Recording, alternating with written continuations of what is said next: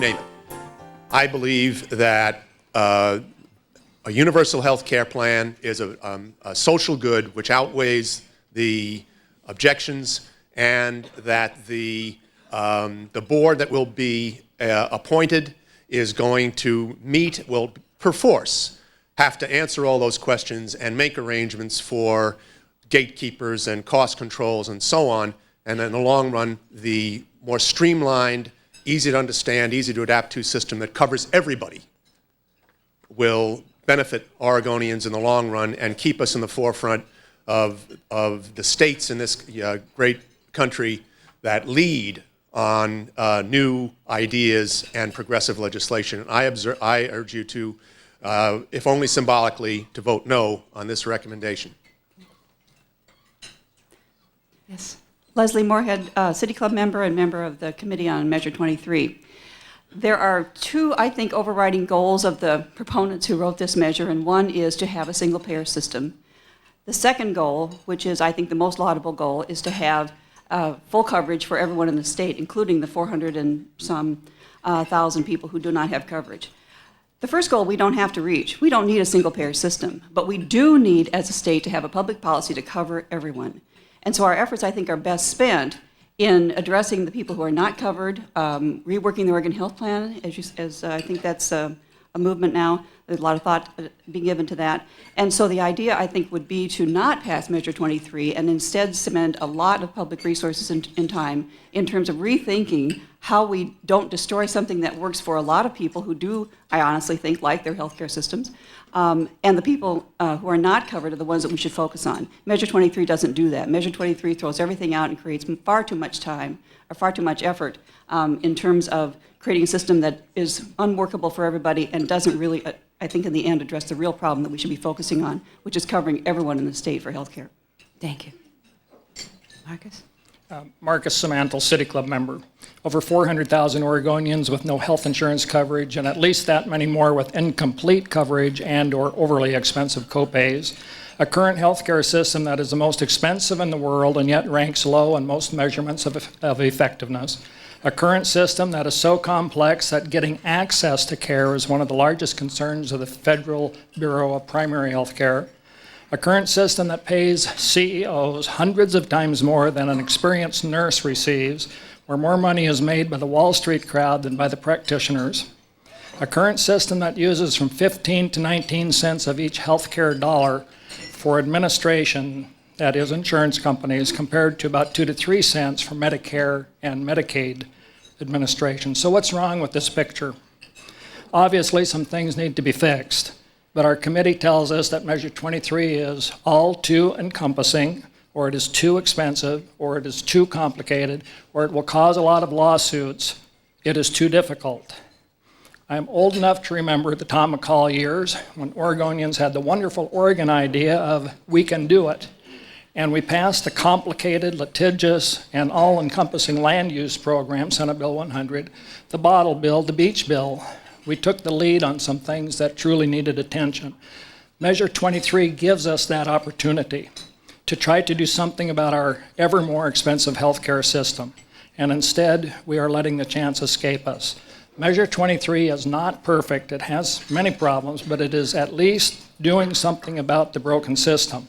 It is a statutory measure. It can be adjusted. And so what if there are some lawsuits? What else would you expect today? I ask you, I urge you, please vote down the committee's recommendation. Thank you. Thank you. Question's been called for. We will now take need a two-thirds majority to decide to go ahead with the vote. All those in favor of going ahead with the vote, please signify by raising your cards. All those opposed? Okay. The question's been called for. We will now vote on whether to or not to accept the committee's report to vote no on ballot measure 23. All those in favor of accepting the report to vote no, please raise your cards. All those opposed? It is a simple majority. The City Club's position now is to recommend a no vote on ballot measure 23, and that will be our position from this club on this issue. Thank you to Jay and his entire committee for the terrific work on this report. Yes.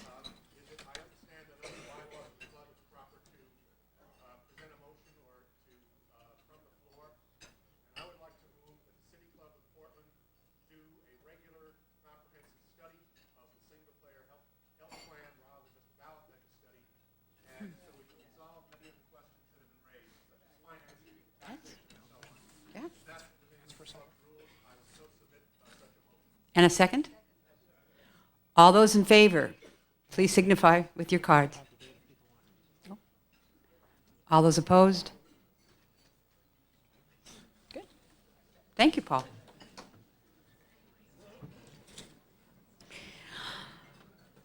All of you are witnessing and participating today in what your City Club of Portland has done for 86 years. Volunteer club members have researched and written the report you have just voted on, and volunteers have written the questions for today's debate.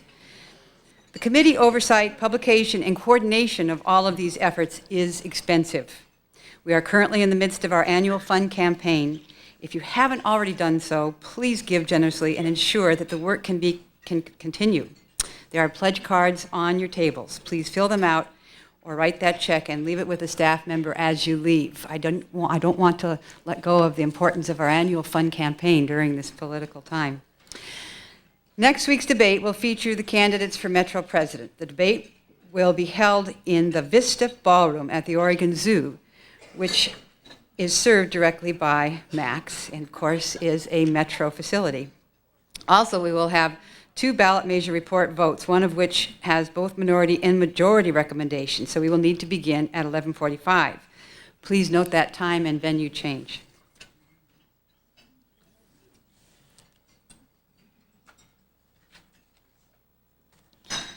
Where are our candidates? The future of the state is at the hearts of the City Club and the Portland League of Women Voters. Today, we have the opportunity to hear about the views, plans, and visions of candidates for Governor of Oregon. The program will have several sections. First, each candidate will give a 3-minute opening statement. A drawing held last week determined the order of appearance in this debate. Following the opening statements, candidates will respond to questions from our City Club League of Women Voters panel. Our questioners today are Brian Redd, member of the City Club Program Committee, and Chris Roth, member of the League of Women Voters. Questions were submitted in advance of the meeting in writing by members of the City Club and the League. A special subcommittee from the 2 organizations has selected the questions. These are the only questions that will be asked today. There will be no questions from the floor.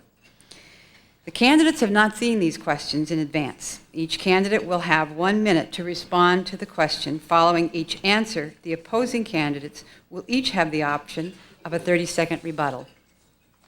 Jan Wolf of the League of Women Voters will serve as the timekeeper for the debate. I also want to introduce our distinguished panel of seasoned League and City Club members seated here to the side. This panel will determine whether the panel questions have been indeed answered by the candidates. Their cards, which state the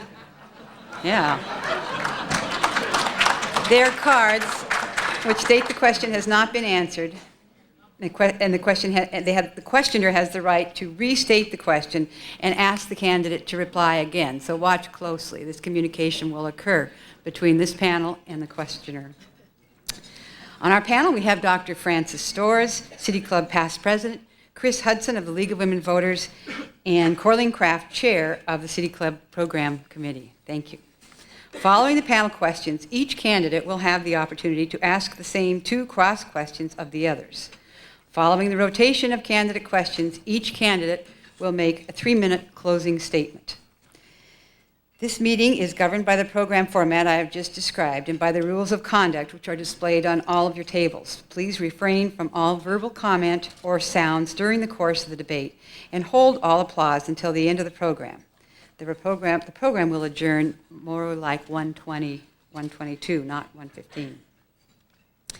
Now I ask the candidates to approach their podiums and we will begin with opening statements. We'll begin with an opening statement from Kevin Mannix, followed by Tom Cox, and then Ted Kulongoski. Can I take the one at the end here? Yeah.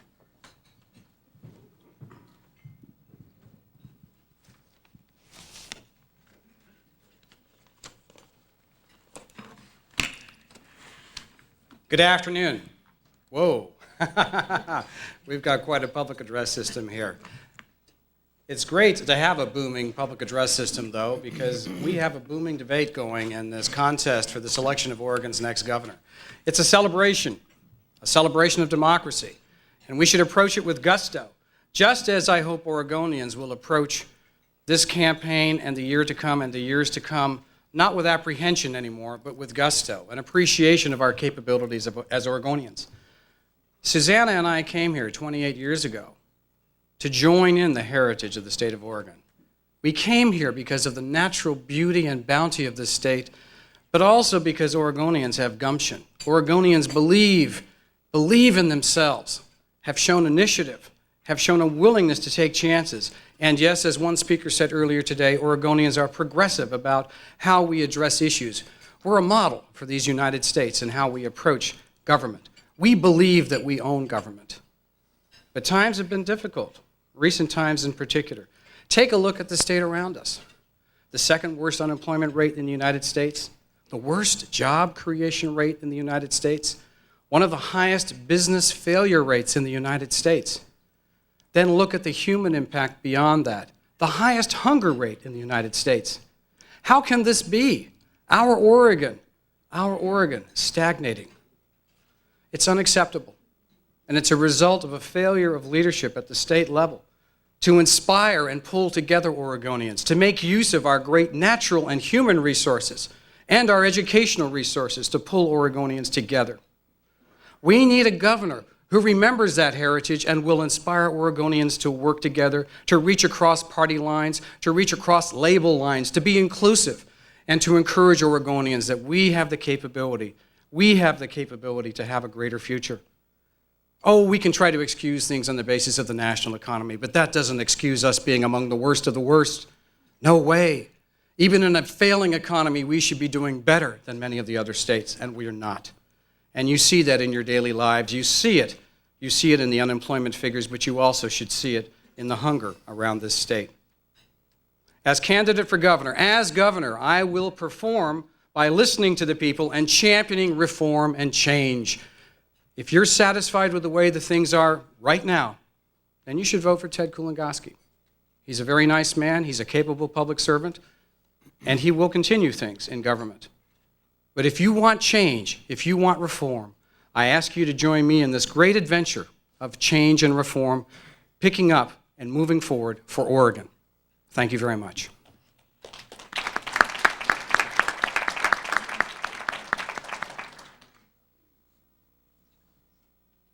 Thank you. My dear friends, ladies and gentlemen, my name is Tom Cox. I am the Libertarian candidate for governor of Oregon. Like many of you, I am a parent, a loving husband and father. I work hard and I pay my taxes. I have a private sector job. I work as a management consultant for IBM Global Services.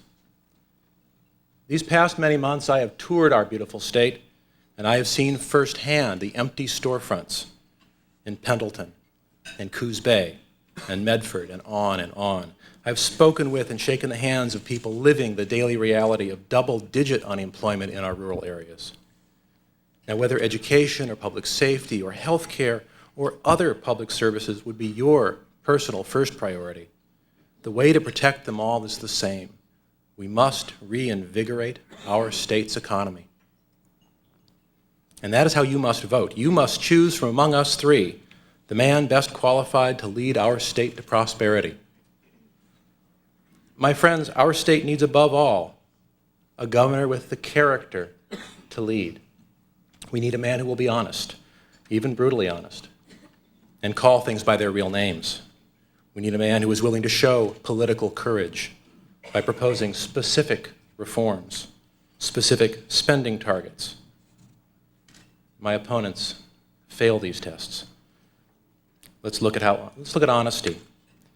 Kevin Mannix signed a no new taxes pledge and promptly supported 2 tax increases in the 3rd special session. When he was called on this, he said in Clinton-esque fashion that his pledge only applied to his term as governor. What other fine print is attached to his pledge? He won't sign a tax increase. Will he veto one? Or will he leave it on his desk for 5 days and allow it to become law without signature? As a legislator, Kevin voted repeatedly for tax increases, billions of dollars worth. He voted for a sales tax in '92, a consumption tax in '93, and on and on. This campaign season, he has promised new spending to every special interest group he has met with. In his heart, he is still a Democrat. Well, I didn't think you'd dislike that. Kevin is being dishonest about taxes. His goal of borrowing money at 20% interest against future revenue is the single most risky and irresponsible option we have. And my other Democratic opponent is a little better. He at least is unabashed in his desire to raise your taxes. And your other option is me. I alone of the 3 candidates have released a detailed budget with spending targets for every state agency. I alone have provided a detailed reform plan for stable funding for K through 12 education. And I alone have articulated a detailed map for reforming PERS. I'm a fiscal conservative. I'm the only fiscal conservative in this race.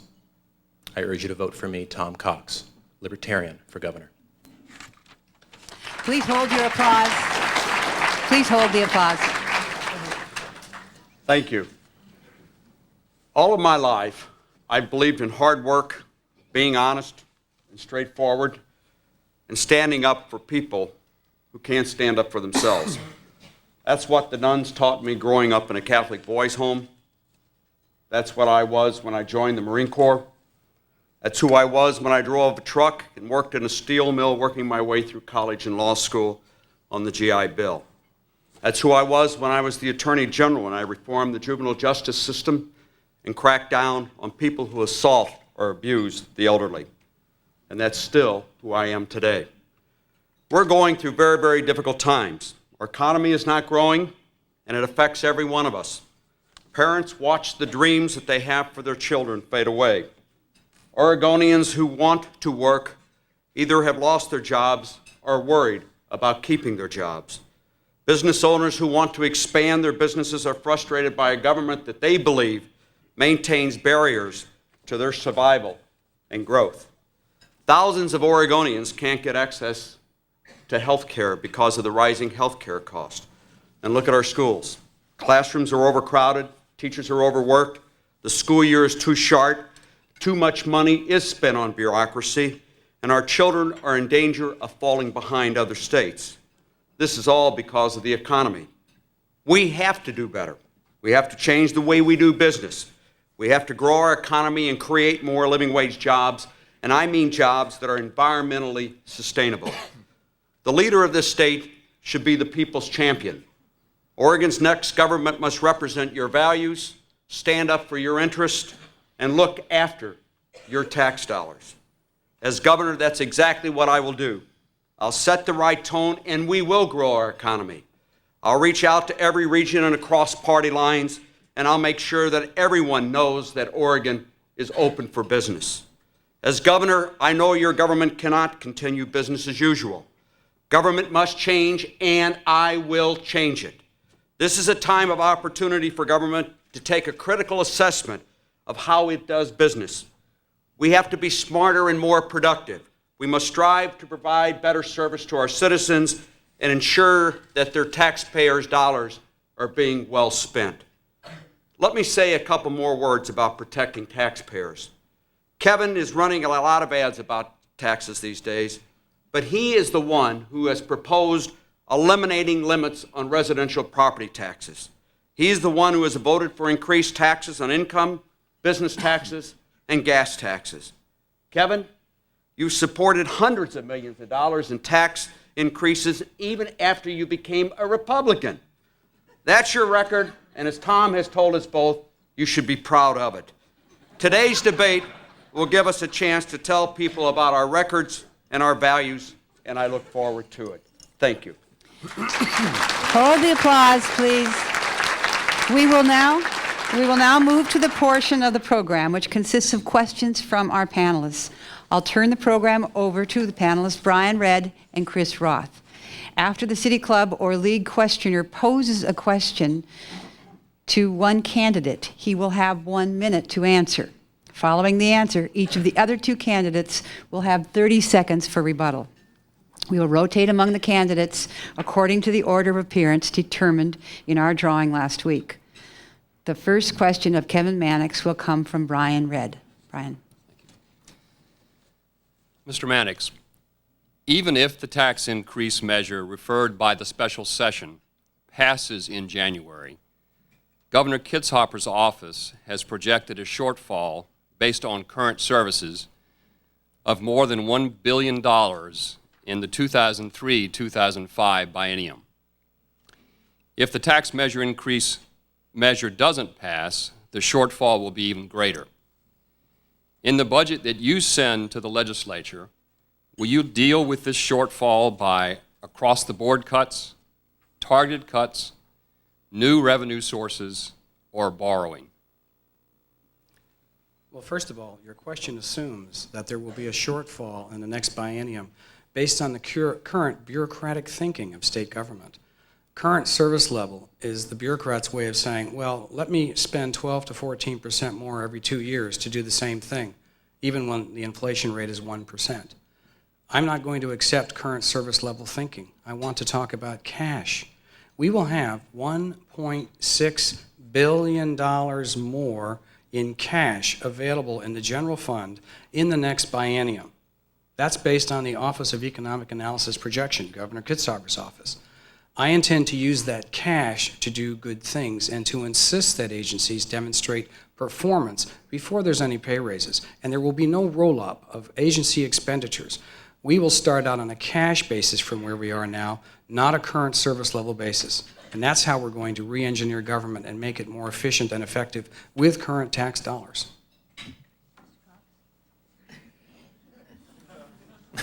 Someone just waved the answer. Mr. Maddox, our panel has determined that the question wasn't answered, and you'll have 30 seconds to provide additional answer. Well, if you ask me the question, is the sky purple, I'd have to say very occasionally at sunset, but it's usually blue.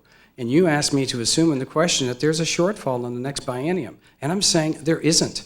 Now, if you want to know where I'm going to prioritize spending, look at my commentary column in the Oregonian where I talk about how we redirect spending if the income tax measure doesn't pass. But I'd also add that 1 minute isn't enough time to talk about how I'm going to re-engineer government. I can assure you the first thing I would do is clean out the middle levels of bureaucracy in state government. I think I want to hear the question again. Even if the tax increase measure referred by the special session in January passes, Governor Kitzhaber's office has projected a shortfall based on current services of more than $1 billion in the 2003-2005 biennium. If the tax measure doesn't pass, the shortfall will be even greater. In the budget that you would send to the legislature, would you deal with this shortfall by across-the-board cuts, targeted cuts, new revenue sources, or borrowing? Cuts. Specifically, in June 29th of this year, I released my detailed all-funds budget for the 03-05 biennium.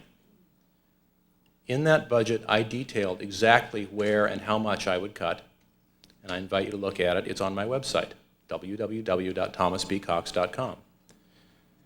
I re-baseline most agencies at the 97-99 biennium. I have specific cuts, which I don't have time to detail, but I have detailed them previously, and I invite you to look at them. 1, identify priorities. Anything not dedicated that I believe directly affects children as the investment in our future will not be a priority in my budget. It is about education, it is about health care, it is about literacy, it is about public safety. Secondly, I want to maximize our ability at this time as a time of opportunity to make government smarter and more efficient. And the third is, I am going to lead the effort to grow this state's economy. That ultimately is the way out of this. Mr. Cox, what specific changes, if any, do you think should be made to Oregon's initiative and referendum process? One of the virtues of our state is the ability of the people to weigh in directly on matters where the legislature refuses to lead and where the governor refuses to lead. Now, unfortunately, that does create a process that can be abused from time to time. And I think all of us have an opinion on which measures are appropriate and which ones are abusive. But ultimately, I trust the people of this state. I think our initiative process has by and large been used wisely. I do not anticipate a need for substantial change. It is only if we decide we mistrust our fellow citizens that we would tinker with a system that has, on balance, served us extremely well. Before you go, I want to make sure that each of you now that follows Mr. Cox understand that this is 30 seconds of rebuttal. Thank you. First is, I am very supportive of the initiative process. I think, as Mr. Cox says, that it is democracy in action. What I have a concern about is using the initiative process to have a constitutional convention every 2 years. I believe that there should be some requirement that would require, as in the federal Constitution, that if you want to amend the Constitution, it takes a 2/3 vote of the state. I think that should be the same requirement here to amend the Oregon Constitution, along with the constitutional provisions that are already in existence as having the legislature refer out constitutional amendments. Mr. Mannix. If Ted's proposal were in place, women would not have gotten the right to vote in Oregon in 1912. It took 3 tries at a constitutional amendment initiated by the citizens until after 1908, 1910, and 1912. By a bare majority, Oregonians understood that women needed to be given the right to vote, actually recognized that they already should have had that right. So when you hear about 2/3 majorities, watch out for the progressive Oregon that we've been proud of. I am opposed to any substantial restrictions on the initiative process. Yes, it has its problems. We've seen how if the system is used properly, we can carry out the law and prevent abuse of the system while respecting the rights of our citizens. Mr. Kulongoski, what significant changes, if any, would you advocate for the management and regulation of federal and state forests in Oregon? First of all, on federal forest lands, I am a believer in sustainable forest practices. I believe that I, as the governor of the state, will partner with the congressional delegation, and I intend to be a leader on the debate in trying to build sustainable economies in our rural communities around the forest products industry and agriculture. Secondly, on the fire policy that's currently out, I think the governor has done a wonderful job with the Western Governors Conference and the proposal that they had that even got the Secretary of Interior and the Secretary of Agriculture at the federal level to support it. I believe that what the president has done has upset that balance when everybody was at the table, and what I'm supportive of is the efforts of Representative Fazio and Representative Walden to look at the fire policy and try to find a way over a short period of time to handle the appeals in the process in an expedient manner, like a 60-day decision-making time, and get out there and try to protect the communities and the property of the people of this state. Mr. Mannix. I support President Bush's effort to bring common sense back into the whole policy as to federal timber management. I also support the efforts to reduce the endless runs of litigation so that we can actually get back to policy decisions being made by Congress and the administration rather than in the courts. And ultimately, I will partner not only with the congressional delegation, but with the President of the United States and his administration in making sure that we are aggressive in championing the opportunity of Oregonians to have solid jobs through sustainable use of all timber in the state. Mr. Cox. Well, I've got one opponent who thinks the government should continue to run things, and the other wants to hand it over to business. I think if we look at the difference between state and federally managed forests and privately owned forests, we'll find that if you have to stick around and deal with the consequences of your own actions, you do a better job of management. I think we need to either privatize or put in long-term leases for state lands and require that whoever gets them follow the law and pay for whatever comes out of their actions. That's the way you get healthy forests. Mr. Mannix, what changes to the PERS system would you support or oppose? In 1 minute or less, let me count the ways. First of all, the PERS board should not have any PERS members on it. Judge Lipscomb has pointed out the kinds of decisions we see when folks have an inherent conflict of interest. Second of all, the governor should not be a member of PERS. We can establish a 401k type retirement system for the governor. Third, the legislature should not be a member of PERS. There's too much of an opportunity for them to self-deal in terms of how they deal with PERS policy. Beyond that, we need to move to the current recognized insurance amortization tables, that is life expectancy tables, and we need to do it immediately with emergency legislation in January. That'll save taxpayers $10 million a month. After that, we need to move to a system which is based on taxpayers paying today into the retirement fund for the returns that will evolve over time, but we cannot have a system where we guarantee that taxpayers 30 years from now, our kids and grandkids, have to pour in money to pay for today's services. Pay for today's services with today's contributions into PERS, not future taxpayer obligations. One minute. And I have 30 seconds? I have the strangest sense of deja vu listening to a plan I described in July come from the mouth of Kevin Mannix. Thank you, Kevin. We need to fix the system by ending it. We must cash it out. We must put the public employees on a defined contribution system. We must start off with a voluntary system, and if we do not save enough money, we must pressure the public employees to switch as best they are able. I've got a longer-term plan. I'm out of time with it, but I urge you to look at my budget and my position papers on the subject. First of all, this is a top priority of mine. I will resolve it, and the legislature will not go home until this is resolved next session. I also believe that, in fact, that the way to handle this is the way I handled the workers' compensation system when I was the insurance commissioner, and that's the way I will do this again, getting all the parties together.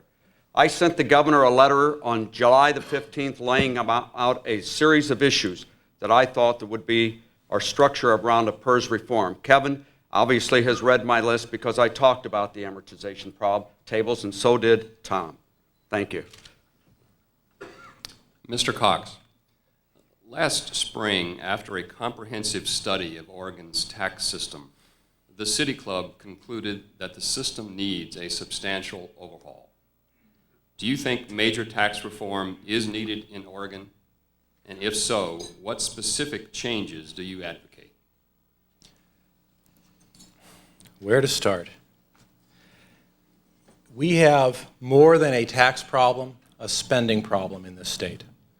We have spent 15 to 20% more each budget year from the last. And that kind of growth is unsustainable. And every year, at the end of the year, we end up coming short on education. Because, not that we don't have enough money, because we had plenty of money, but because it's all been spent by the legislature on things they shouldn't be spending on. I've got a long list. I think we need to adopt the same approach that the state of Colorado has taken to cap total spending at the state level to a particular budget year with increases for inflation and population growth. Colorado has unemployment 2 points better than ours, 1 point below the national average, not above. Their economy is strong despite the telecom meltdown that hit Colorado. And they return, even last bad budget year, like last year, they're returning rebates to the voters. That kind of spending control will mean that no tax reform is needed.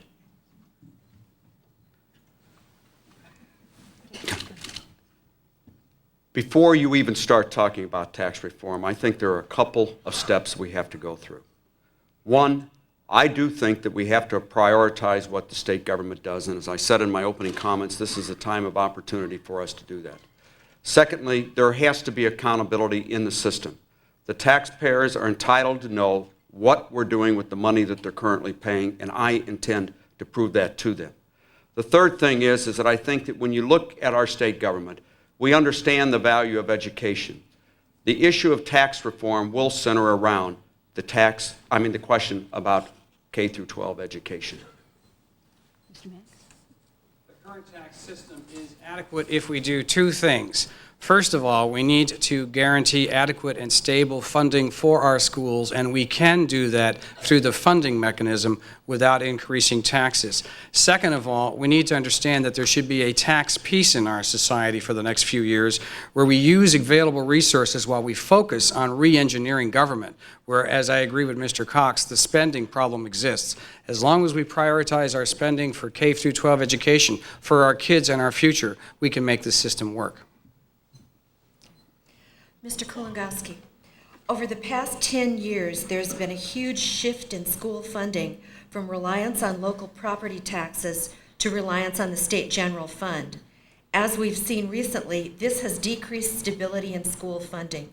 What changes would you propose to provide sufficient, stable funding for Oregon schools? And please be specific. First, accountability. I believe that the public, as I said earlier, want to know what we're doing with the money we're putting into schools. This isn't about debate of whether the public supports our public schools. They do. They just have lost confidence that the money they're putting in this system right now will return a better product at the end. And the only way that we're going to get to the ultimate issue you ask is, one, is accountability. Secondly, I think we have to make out a better case about education, of why we need to have a greater investment in public education. I don't think that people understand that, in fact, that many of these children that walk up the schoolhouse door today are not like when you and I were in school. These children come from a lifetime of violence, abuse, drugs, alcohol. There's never been a book in the school, and one has never been provided for them. I think ultimately the answer to this is a public debate. It will not come from the legislature. It will be a grassroots effort on my behalf, leading it, and with the business community and all other organizations, looking at the educational system and providing a different tax system for it. The panel has determined that the question has not been answered. Would you like me to restate it? No, I understood what the question was. Let me suggest to you, it isn't just about more money. It is about accountability. It is about an explanation to the taxpayers of what you're doing with their money. If you think the answer is more money, we're never going to get there. That's what we've done for the last 30 years. There have been 20 statewide initiatives, and every one of them failed. We have to do it a different way. It isn't just about more money. It's about accountability. Mr. Mannix? I'll tell you about one way we can do it a different way. We need a statute in place that takes a look at the revenue stream for K through 12. Schools are different. When you lose a day of school, you lose a day of a child's future. You can shut down some of our agencies for a week or a month, and it won't make a big difference. But if you cut back a kid's education by that amount, it makes a big difference. The first thing I will do is ask the legislature by statute to guarantee a revenue stream to K through 12 schools so they know when there's going to be these across-the-board cutbacks, that revenue stream is not subject to across-the-board cutbacks. So we'll cut back other operations of government while we protect the funding for our schools. That's the kind of common sense approach that we need, and we can do it without a constitutional amendment.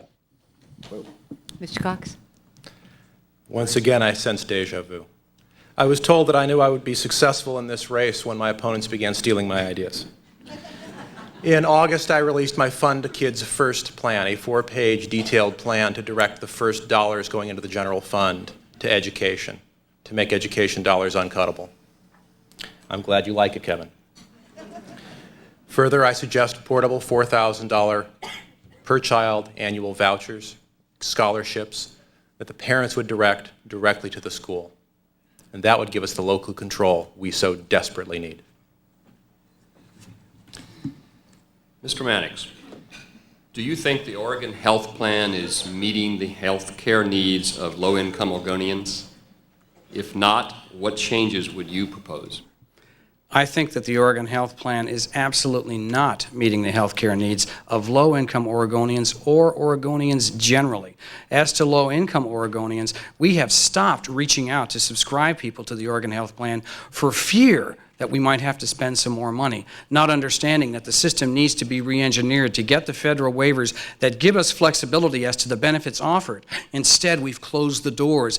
We're not out there drawing in those adults who are poor because the bureaucrats have decided, well, we will have to break the budget. the original idea of the Oregon Health Plan, flexibility in how we spend the money, but bringing everybody into the room to give them access to benefits needs to be reinstated. In that fashion, we will truly be serving the needs of the poor rather than excluding them. And the way we exclude them is not by the statutory standards, it's by the failure to reach out to them, the failure to contact them. Check out the food stamp programs where we won't expand the food stamp programs for fear that the parents who are poor might sign up for the Oregon Health Plan. How misguided a system can that be? Just checking with the judges.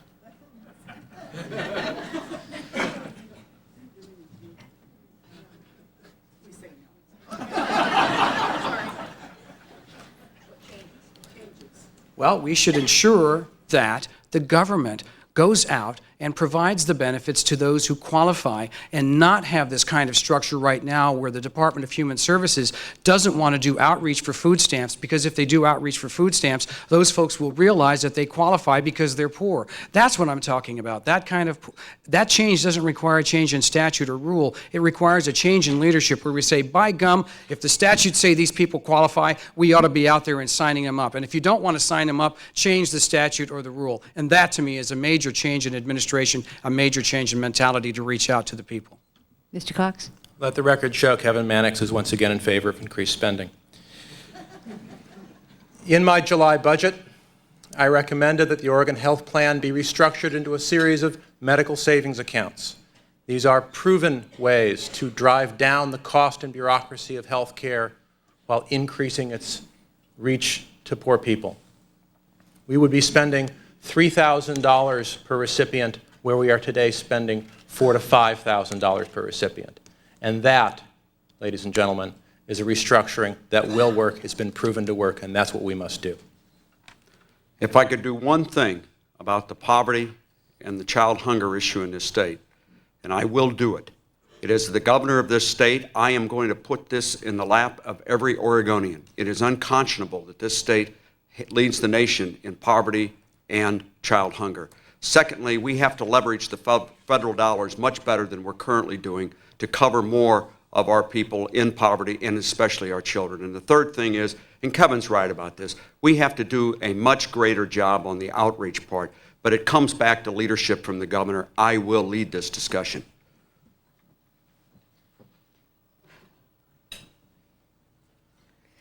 Mr. Cox, do you think the state needs to change its strategy in responding to the problem of the mentally ill caught up in the criminal justice system? And if so, what do you propose? Thank you for that question. I'm not sure if you gave that to me because my major is psychology, but thank you. There is a distinction we must make between law enforcement and medical care. And this is a hard distinction sometimes to make. I think ultimately, if anybody breaks the law and harms someone, then he must be answerable in a court of law. And if then the judge and the jury feel that they want to judicially show compassion by putting that person in a mental home instead of into prison because that's more appropriate for that person, let them do so. But to have unelected and unaccountable psychologists, I know too many of them, making these kinds of determinations for society, I think is a mistake. I think that judicial mercy must come from the judicial process.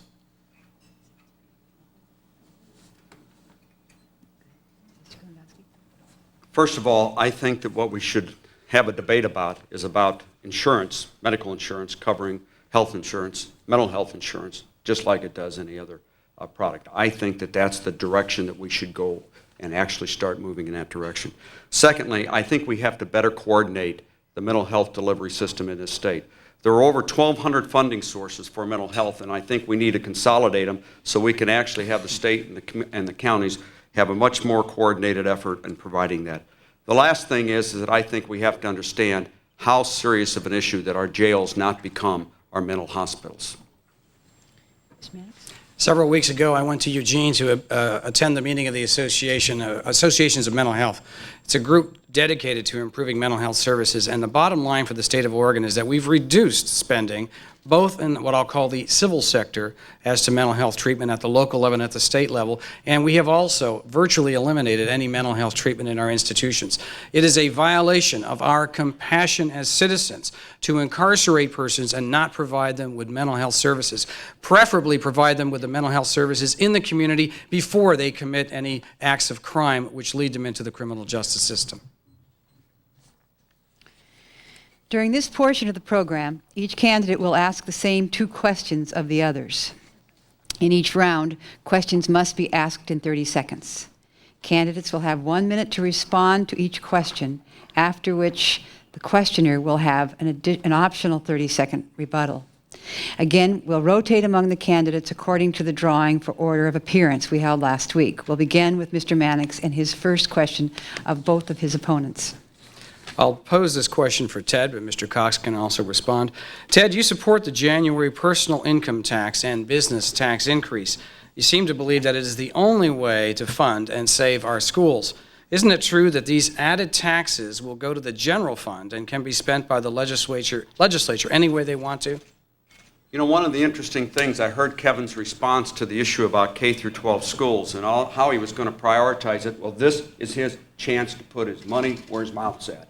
Because in fact, in January, what this is about a vote on schools. I am not happy. I do not like what the legislature did. I would not have done it this way. I think this is the worst of 3 possible choices. But the choice of having what Kevin wants to do is just to borrow more money and to mortgage the state's future for current operating expenses is unconscionable. I will support this measure. I wish they wouldn't have done it this way. This is the issue what I talked about at the Business Journal Forum, that if in fact you want to grow the state's economy, you want to provide opportunity for all of our citizens, we better invest in the educational system. And if our schoolhouse doors, we slam the door on our children, we're slamming it on ourselves and our future and our ability to have a stable and a vibrant economy. This is that important. Mr. Cox? As I said in the Oregonian a week or so ago, the income tax increase in January is unnecessary, and if we do not control state spending, as I have called for, it will be insufficient. The real question here is which of the 3 approaches we can take to keeping our financial house in order while fully funding education. Our options are simple. I represent the path of cost control, of reducing the cost of government. Please look at the 740-line detailed budget I released in July. To my right is a man who believes that we should increase your taxes and pay as we go. And to my left is a man who advocates the riskiest and most irresponsible approach of all, of borrowing against future revenue and mortgaging our children's future. Rebuttal? Rebuttal to both is poppycock. Read the article I wrote for the Oregonian almost 2 weeks ago. It's on my website, mannixfororegon.org, 750 words or less, so it doesn't take long to read it. And what did I show? I showed how we can use existing funds to protect our schools, protect our kids' education, protect public safety without raising income taxes and without borrowing. Oh, they want to argue that selling off a piece of an asset is borrowing. That's fine. It sounds good. It's a great spin line. The bottom line is read my own article when I have actually got the time and the words to reach you and not in 30 seconds or less, and you will see that we need not borrow and we need not damage our kids' education. We don't need to pass this tax increase measure in January. Mr. Cox? Oregon faces high unemployment, general recession, budget deficits, and the possibility, yes, of higher taxes. With this in mind, it seems to me the candidates for governor have the responsibility to submit a detailed state budget before the election, and not a vague list of budget priorities. As you know, I've generated one, and you may not agree with all 740 lines of it, but gentlemen, where's yours? And how can we take your spending proposal seriously unless you provide one? The truth is notwithstanding both Mr. Cox and Kevin Mannix, the fact is that the legislature this next time will actually start off for the 03-05 budget with less revenue than they had when they left in January of 01. There is not another $1.6 billion. This is about looking at the budget, prioritizing where you think the resources should go. I have said I prioritize my budget around an investment in our children. It's about education, it's about health care, it's about literacy, it is about poverty, it is about hunger. Those are the issues that I'm looking at. And I will structure a budget around there within the existing budget that is available. Will everything get funded? No. But we're going to make efficiencies in government. We're going to find out where, in fact, we can cut the waste, and we will go forward with the revenues that we have. Mr. Mannix? Well, Ted, you're living in the past. You just talked about January 2001 levels. I want to live in the present and the future. I'm looking at today and the amount of money with the reconfigurations that we have to spend, and then I'm looking at the future, and I'm looking at cash. $1.6 billion in additional cash. I'm tired of the bureaucracy fairy tales about we always have to spend more to keep doing the same thing. If you did that in the private sector, you'd get fired. In terms of state government, that seems to be the way to ramp up your agency budgets. The fact of the matter is I have specified, Mr. Cox, how we can take care of the needs of our kids and public safety in the next biennium. I've specified the figures. Jeff Mace of the Oregonian wrote a very good article where I was criticized for spending about $900 million of the $1.6 billion. The figures are there. Let's prioritize $400 million for K through 12, $150 million additional for higher education, $75 million more for public safety. You can start adding them up. They're in the columns and the articles in the newspaper. And yes, I've been precise about it. No, I haven't delivered Mr. Cox a handy little list that he can use, but I'm sure you can do your research. And so the man with the smallest budget and the smallest staff is the only one who can come up with a detailed budget. And I guess I'll have to go traipsing through the Oregonian archives to figure out just what it is Mr. Mannix wants to spend money on. Fortunately, I've done that. If you look at the cover sheet of version 1.1 of my budget, I lay out exactly how much more Kevin Mannix is going to spend next year than this. It looks to me like about $500 million more. $500 million more than the revenue will be. We need, above all, a fiscal conservative in the governor's mansion. And I think you can see for yourself there's only one on the stadium, on the podium. Mr. Kulongoski? This is a question, and Tom, you can answer it as well. Kevin, you have positioned yourself as this tax fighter, but I can't understand why you continually propose more taxes with the most recent one that you've proposed lifting the cap on residential property owners, on property taxes. How does that fit into your argument that you're the tax fighter?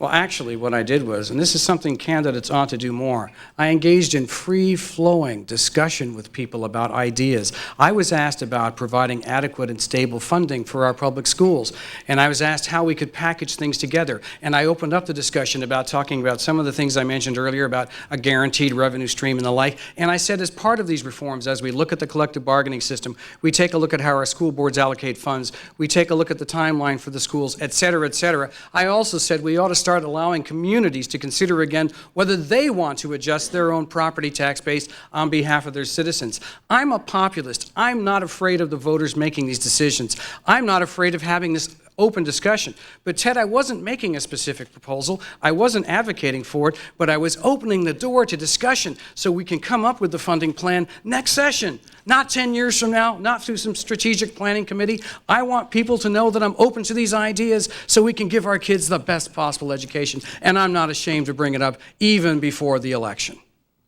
Mr. Cox? I heard a lot of words. I'm still not sure I heard it. Can you hear it? Can I have the question again? Yes. I got lost. I asked where you were on the issue of raising residential homeowner property taxes. At the risk of saying something again, we do not need more taxes. We do need local control, and my Fund Kids First plan provides local control. If we cannot control the spending that's happening out of Salem, we will not be able to raise enough taxes to pay for it. I think that it should be the job of a candidate for governor to show you his fitness for office by showing you not just that he knows how to listen and ask other people to come up with answers, but that he's able to pick out a few of his own and propose them and defend them. And yes, to be specific. That's what I have tried to do.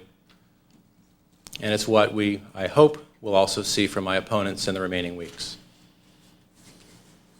Well, after listening to Kevin, I've concluded that this last year and a half has been not a discussion of issues, but a free-flowing forum for things that are floating in the atmosphere. Let me suggest to you that this is what has been going on all year. At some time, you have to stand still and take a position. You have to tell the public, we don't have the money that I'm promising you, Kevin, that you're promising to all these people. It's the same way about taxes. Either you are or you're not. You can't be both. Second question from Mr. Mannix. Thank you, and I'll offer this to both of you, but it's particularly directed for Ted. Ted, in January, you idealized Oregon's PERS system as a model that private business should emulate. You have insisted that PERS beneficiaries must be on the PERS board, since Judge Lipscomb's recent court decision finds that the PERS board has made more than $2 billion worth of illegal decisions favoring public employees at the expense of taxpayers. Have you changed your mind? You know, Kevin, as a fellow Catholic, I always thought when we went to confession and got absolution, it was over with. I actually told you earlier that, in fact, that it was a bad decision. Thank you, Kevin. I'll not hear this again. What I believe about what the issue of PERS is as important as an issue as Ron Saxon said it was. Kevin criticized him in the campaign for raising the issue. I have always recognized how important this issue was, and I was the one that when I was in the legislature, you can look at what we do, not just what we say, I voted against the legislature being in the PERS system. I defended the right of the people to actually have the 6% contribution, one that went before the Supreme Court. And the other side is when Kevin was in the legislature in 1999 with Senate Bill 722, he had the opportunity to make the changes he now espouses. And he ran on it, he ducked, he voted no. Mr. Cox? Was it Senate Bill 722? Make a note of that. Right. And thank you for letting me answer the question, Kevin. That's big of you.